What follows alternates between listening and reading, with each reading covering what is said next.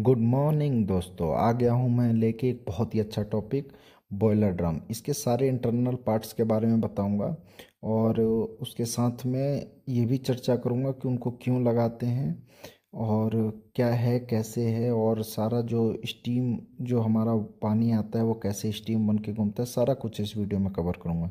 तो चलिए जल्दी से स्टार्ट करते हैं वीडियो को। बॉयलर ड्रम जो है वो CS से बनता है। CS का मतलब हो गया कार्बन स्टील से बॉयलर ड्रम बनता है। और बॉयलर ड्रम का जो मेन यूज है वो इसलिए किया जाता है क्योंकि ये जो है वो सेपरेट करता है वाटर और स्टीम को। आप सबको पता ही है कि BFP डायरेक्टर से पानी लेकर और इकोनोमाइजर के थ्रू ये स्टीम ड्रम में डालता है।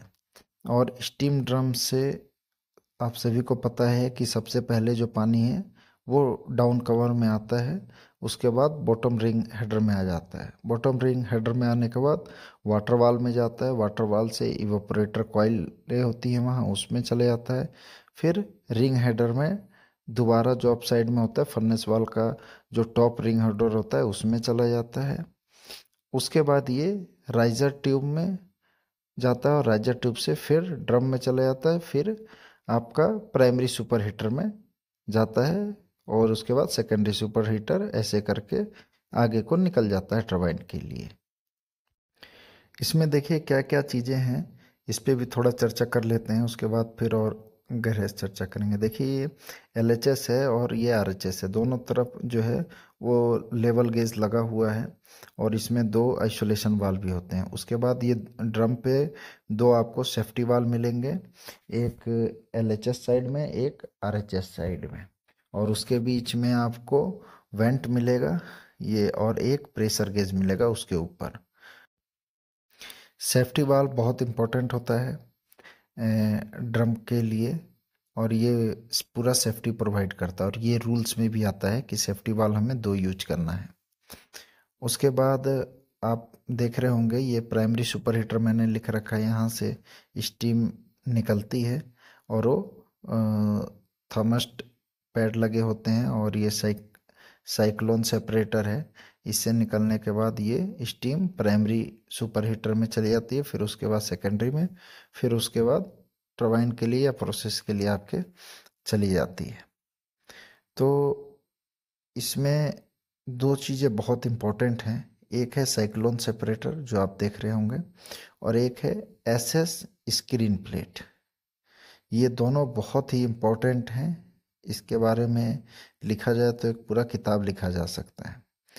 साइक्लोन सेपरेटर और SS की जो स्क्रीन प्लेट होती है, ये वाटर प्लस स्टीम दोनों के पार्टिकल्स को अलाउ करते हैं, और जहाँ ग्रेविटी के कारण वो नीचे गिरता है और उसमें जो वाटर पार्टिकल्स हैं वो नीचे चले जाते हैं ऐसे स्क्रीन से, और जो स्टीम के पार्टिकल्स हैं वो अपसाइड चले जाते हैं।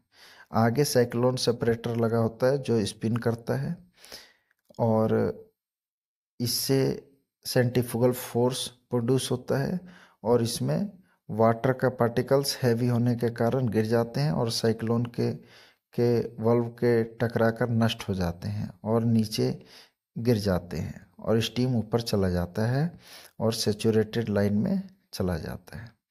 तो ये दोनों बहुत हैं, और अब तो और भी उसमें, इसमें मैंने दिखा नहीं रखा है, एक स्टब पैड भी आता है, वो भी एक इम्पोर्टेंट रोल निभाता है। उसके बाद आप देखिए ये RHS लेवल गेज ग्लास है, तो एक इस साइड है एक उस साइड है।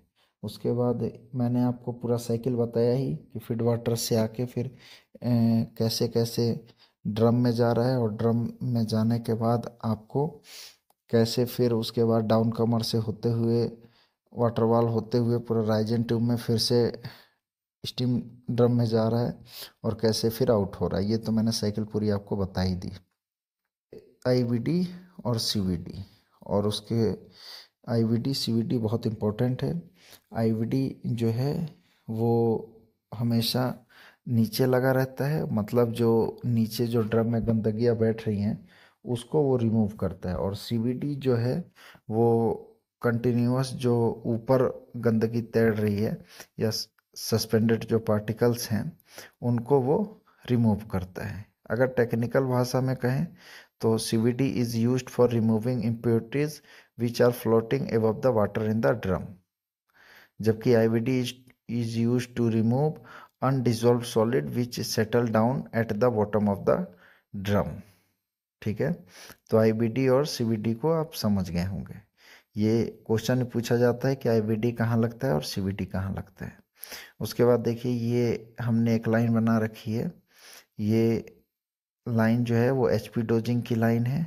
ठीक है, इसमें एक वाल्व लगा रहता है, एक NRV लगी हुई है, और ये SS स्टील की पाइप इसमें दिखाया हुआ है। बहुत जगह SS की भी नहीं रहेगी, लेकिन ज़्यादातर जगह आपको स्टैंडर्ड अगर यूज करेंगे तो ये मिल जाएगा। ठीक है, और एक चीज़ मैं और बता दूं, दोनों तो ड्रेन लाइन है, लेकिन CVD जो है उसका पाइपलाइन छोटा होता है, मतलब लगभग 40 mm का होगा, और IVD का जो है वो 100 से 150 mm का आपको मिलेगा। तो ये भी एक डिफरेंस है पहचानने के लिए। और मैंने आपको बता ही दिया कि ये प्राइमरी जाएगा, फिर सेकेंडरी जाएगा, फिर जहाँ जाना है चले जाएगा। तो बॉयलर ड्रम को आप देख रहे होंगे, बहुत ही इम्पोर्टेंट टॉपिक है, और मैंने 4-5 जो क्वेश्चन बताए वो आप लोग को ध्यान में रख लेना है। और जो मैंने भी प्रोसेस बताया कि वाटर कैसे कैसे आता है और स्टीम कैसे कैसे बन जाता है, फिर भी मैं एक वीडियो आप लोग के लिए बनाऊंगा जो स्टीम साइकिल और वाटर साइकिल का होगा। बाकी ये वीडियो भी आप लोग के लिए बहुत ही इम्पोर्टेंट है।